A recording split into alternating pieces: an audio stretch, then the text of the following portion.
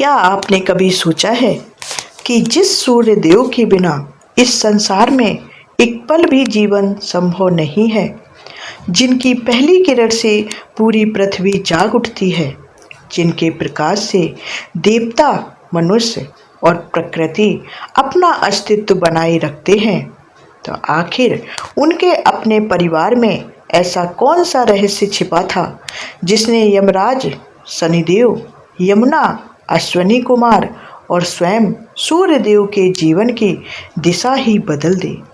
क्या सचमुच सूर्यदेव कई वर्षों तक अपनी ही पत्नी को पहचान नहीं पाए थे?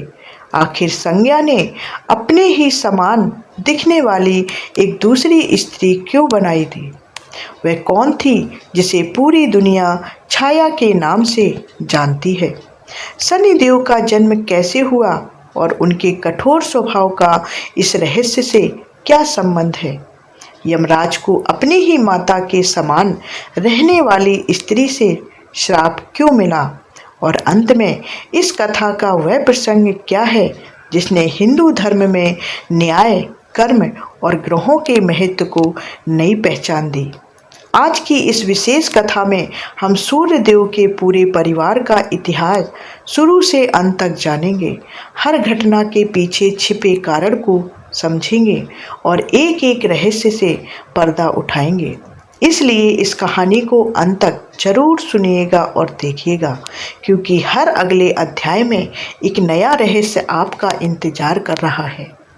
पसंद आए तो लाइक कीजिए और चैनल को सब्सक्राइब कर लीजिए। सृष्टि के प्रारंभिक काल में जब ब्रह्मा द्वारा रची गई इस दुनिया को प्रकाश और ऊर्जा की आवश्यकता थी, तब ऋषि कश्यप और माता अदिति के पुत्र के रूप में सूर्यदेव का प्राकट्य हुआ। उनका तेज इतना प्रचंड था कि देवता भी उनकी ओर अधिक देर तक नहीं देख सकते थे।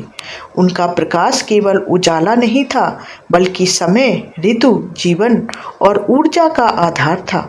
पृथ्वी पर जन्म लेने वाला प्रत्येक जीव किसी न किसी रूप में सूर्य की कृपा पर निर्भर था। यही कारण है कि उन्हें ग्रहों का राजा कहा गया। लेकिन क्या आपने कभी सोचा है कि जो देवता पूरी सृष्टि को प्रकाश दे सकते हैं, वही अपने परिवार के जीवन में अनजाने में अंधकार का कारण भी बन गए? समय बीतता गया। दूसरी ओर देवताओं के दिव्य शिल्पकार विश्वकर्मा की पुत्री संज्ञा युवावस्था में पहुंची। संज्ञा केवल रूपवान ही नहीं थी, बल्कि तप, धैर्य, ज्ञान और मर्यादा की प्रतिमूर्ति मानी जाती थी। जब उनके विवाह का समय आया, तब देवताओं ने स्वयं सूर्यदेव को उनके योग्य वर माना। इस प्रकार बड़े उत्सव के साथ संज्ञा और सूर्यदेव का विवाह संपन्न हुआ। तीनों लोकों में इस विवाह की चर्चा होने लगी। सभी को लगा कि यह दिव्य मिलन सृष्टि के संतुलन को और अधिक मजबूत करेगा। विवाह के बाद संज्ञा ने अपने सभी कर्तव्यों का निष्ठा से पालन किया। कुछ समय बाद उन्होंने 3 दिव्य संतानों को जन्म दिया। सबसे पहले जन्म हुआ वैवस्वत मनु का, जो आगे चलकर वर्तमान मनवंत के प्रथम मनु बने और मानव जाति के पालनकर्ता कहलाई। इसके बाद जन्म हुआ यम का, जिन्हें आगे चलकर धर्मराज और मृत्यु के देवता का पद मिला। तीसरी संतान थी यमुना, जो पृथ्वी पर पवित्र नदी के रूप में पूजी गई। बाहर से सब कुछ सुखमय दिखाई देता था, लेकिन यहीं इससे इस कथा का पहला बड़ा रहस्य शुरू होता है। संज्ञा अपने पति से प्रेम करती थी, उनका सम्मान करती थी, लेकिन सूर्यदेव का तेज इतना प्रचंड था कि वह लंबे समय तक उनके समीप रह नहीं पा रही थी। उनका शरीर तपने लगता, आंखें बंद हो जाती और मन बेचैन हो उठता। उन्होंने कई बार स्वयं को समझाया कि यह उनका धर्म है, लेकिन समय के साथ यह पीड़ा असहनीय होती चली गई। उन्होंने इस बात का उल्लेख किसी से नहीं किया, न अपने पिता विश्वकर्मा से, न सूर्यदेव से, अपने पति से। वह चाहती थी कि किसी को उनके कष्ट का आभास भी ना हो, लेकिन मनुष्य हो या देवता, हर किसी की सहन शक्ति की एक सीमा होती है। एक दिन संज्ञा ने निर्णय लिया कि यदि वह कुछ समय के लिए तपस्या करें और अपने मन और शरीर को स्थिर करें तो शायद कोई समाधान मिल सके। लेकिन समस्या यह थी कि सूर्य देव और उनके छोटे छोटे बच्चों की देखभाल कौन करेगा। यहीं से इस कथा का सबसे रहस्यमय अध्याय आरंभ होता है। संज्ञा ने अपनी योग शक्ति का प्रयोग किया। गहन ध्यान में बैठकर उन्होंने अपने ही समान रूप, स्वर, चाल ढाल और अपने ही व्यवहार वाली एक दिव्य स्त्री की रचना की। उसे देखकर कोई भी यह नहीं पहचान सकता था कि वह वास्तविक संज्ञा नहीं है। उन्होंने उसका नाम रखा छाया। संज्ञा ने छाया से कहा, तुम मेरे स्थान पर सूर्यदेव की सेवा करना, मेरे बच्चों का पालन करना, लेकिन इस रहस्य को किसी के सामने प्रकट मत करना। जब तक मैं वापस ना लौटूं, किसी को भी यह पता नहीं चलना चाहिए कि तुम मेरी छाया हो। छाया ने यह वचन स्वीकार कर लिया। इसके बाद संज्ञा तपस्या के लिए निकल गई। कई पुराणों में वर्णन मिलता है कि उन्होंने उत्तर दिशा में जाकर घोड़ी का रूप धारण किया और कठोर तप करने लगी ताकि स्वयं को सूर्य के तेज को सहने योग्य बना सकें। उधर सूर्यदेव को इस परिवर्तन का बिल्कुल भी आभास नहीं हुआ। उन्हें लगा कि उनके साथ उनकी पत्नी ही है। छाया ने भी अपने वचन का पालन किया और पूरे समर्पण के साथ सूर्यलोक का कार्य संभाल लिया। समय बीतता गया, लेकिन धीरे धीरे एक और परिवर्तन होने लगा जिसे कोई नहीं समझ पा रहा था। छाया और सूर्यदेव के यहाँ भी संतानों का जन्म हुआ। पहला पुत्र था शनि, उसके बाद सावर्णी मनु और फिर तप्ती का जन्म हुआ। यहीं से सूर्यदेव का परिवार दो शाखाओं में बट गया।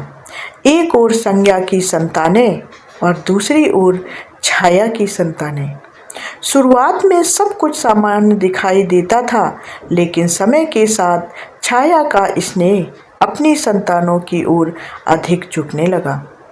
वह शनि, सावर्णी मनु और तप्ती को अधिक प्रेम देती, जबकि यम, यमुना और वैवस्वत मनु के प्रति उनका व्यवहार पहले जैसा नहीं रहा। बच्चे छोटे थे, लेकिन भावनाओं का अंतर वे भी समझने लगे थे। यमराज के मन में कई बार ये प्रश्न उठता कि उनकी माता का व्यवहार अचानक इतना बदल क्यों गया है। पहले जो माँ उन्हें समान स्नेह देती थी, अब वही उनसे दूरी क्यों बना रही है। यहीं से इस कथा का अगला रहस्य जन्म लेने वाला था। यमराज ने कई दिनों तक सब कुछ सहा, लेकिन एक दिन ऐसा हुआ जिसने पूरे सूर्यलोक को हिलाकर रख दिया। वह घटना केवल एक पारिवारिक विवाद नहीं थी, बल्कि आगे चलकर धर्म, न्याय और कर्म की व्यवस्था को भी प्रभावित करने वाली थी। क्या आखिर हुआ था ऐसा उस दिन? क्या वास्तव में छाया ने यमराज को ऐसा श्राप दिया जिसने उनके जीवन की दिशा ही बदल दी? और क्या उसी घटना ने से सूर्यदेव को पहली बार संदेह हुआ कि उसके सामने रहने वाली स्त्री वास्तव में संज्ञा नहीं बल्कि कोई और है? यही वह रहस्य है जिससे आगे की पूरी कथा नया मोड़ लेती है। धीरे धीरे यमराज ने महसूस किया कि उनकी माता का व्यवहार पूरी तरह बदल चुका है। पहले जो माँ उन्हें समान प्रेम देती थी, अब वही अपने पुत्र शनि, सावर्णी मनु और तप्ती पर अधिक स्नेह लुटाने लगी। यमराज ने कई दिनों तक इसे अनदेखा किया, लेकिन उनके मन में एक प्रश्न बार बार उठता रहा, क्या वास्तव में यही मेरी वो माता है, पहले वाली? एक दिन सूर्यलोक में सभी बच्चे एक साथ उपस्थित थे। किसी छोटी सी बात पर यमराज और छाया के बीच विवाद हो गया।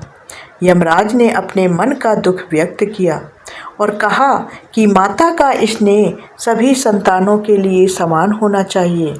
कहा जाता है कि क्रोध के उसी क्षण यमराज ने अपना पैर आगे बढ़ाया उनका उद्देश्य आघात करना नहीं था, लेकिन छाया ने इसे अपना अपमान समझ लिया। क्रोधित होकर छाया ने श्राप दे दिया कि जिस पैर से तुमने मेरी ओर बढ़ने का साहस किया है वह नष्ट हो जाएगा। श्राप सुनते ही पूरा वातावरण शांत हो गया। यमराज स्तब्ध रह गए। उनके मन में केवल एक ही प्रश्न था, क्या कोई सगी माँ अपने पुत्र को इतना कठोर श्राप दे सकती है? यही वह क्षण था जब इस कथा का सबसे बड़ा संदेह जन्म लेता है। यमराज तुरंत सूर्यदेव के पास पहुँचे। उन्होंने पूरी घटना सुनाई और विनम्रता से कहा, पिताश्री, यदि वह मेरी सच्ची माता है तो उन्होंने मुझे इतना कठोर श्राप क्यों दिया? माता का हृदय तो करुणा से भरा होता है। यमराज की बात सुनकर पहली बार सूर्यदेव के मन में भी शंका उत्पन्न हुई। उन्होंने वर्षों तक कभी इस विषय पर विचार नहीं किया था, लेकिन अब उन्हें भी छाया के व्यवहार में कई परिवर्तन याद आने लगे। उन्होंने छाया से सत्य पूछना चाहा।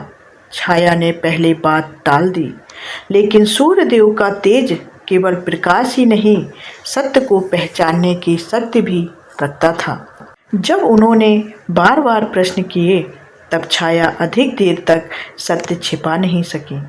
उन्होंने सिर झुकाकर स्वीकार किया कि वह संज्ञा नहीं है।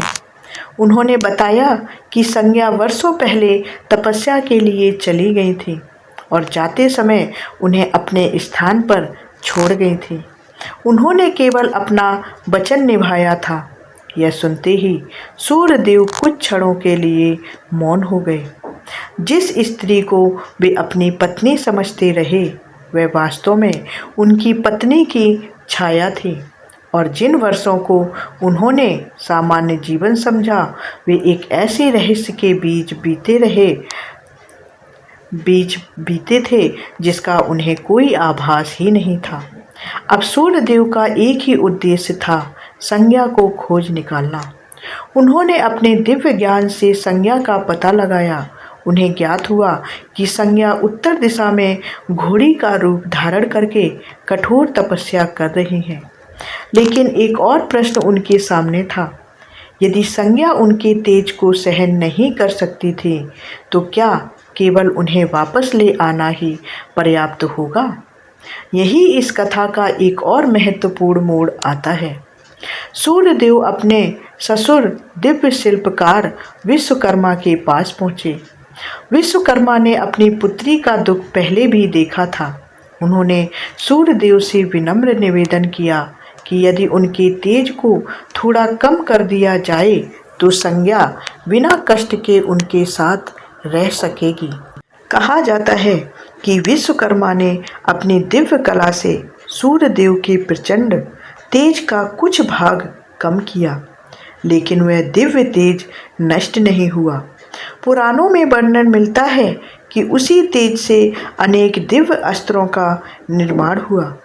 भगवान विष्णु का सुदर्शन चक्र, भगवान शिव का त्रिशूल, इंद्र का वज्र और अन्य दिव्य आयुध उन्हीं तेज से उनका निर्माण हुआ था, सूर्यदेव के तेज से। यही कारण है कि इस प्रसंग को केवल एक पारिवारिक घटना नहीं, बल्कि देवताओं के इतिहास की महत्वपूर्ण घटना माना जाता है। अब सूर्यदेव का स्वरूप पहले की तुलना में अधिक सौम्य हो चुका था। वे स्वयं भी घोड़े का रूप धारण करके उस वन में पहुँचे जहाँ संज्ञा तपस्या कर रही थी। संज्ञा ने पहले उन्हें नहीं पहचाना, लेकिन जब उन्हें सत्य का आभास हुआ तो वर्षों का विरह समाप्त हो गया। दोनों का पुनर्मिलन हुआ। इसी दिव्य मिलन से अश्विनी कुमारों का जन्म हुआ, जिन्हें देवताओं का महान वैद्य कहा जाता है। कई ग्रंथों में रेवंत के जन्म का भी उल्लेख मिलता है। अब सूर्य का परिवार फिर से एक हो चुका था, लेकिन क्या यही इस कथा का अंत हो जाता? तो इसका उत्तर है कि नहीं, यहीं पर इस कथा का अंत नहीं है। यहीं से इस कथा का सबसे गहरा संदेश सामने आता है।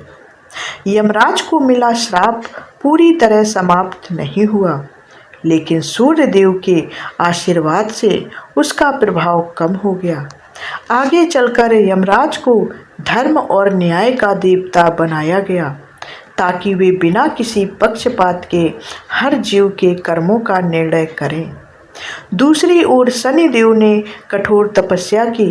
उनकी निष्पक्ष दृष्टि और कर्म के आधार पर फल देने की शक्ति के कारण उन्हें कर्म फल का देवता माना गया।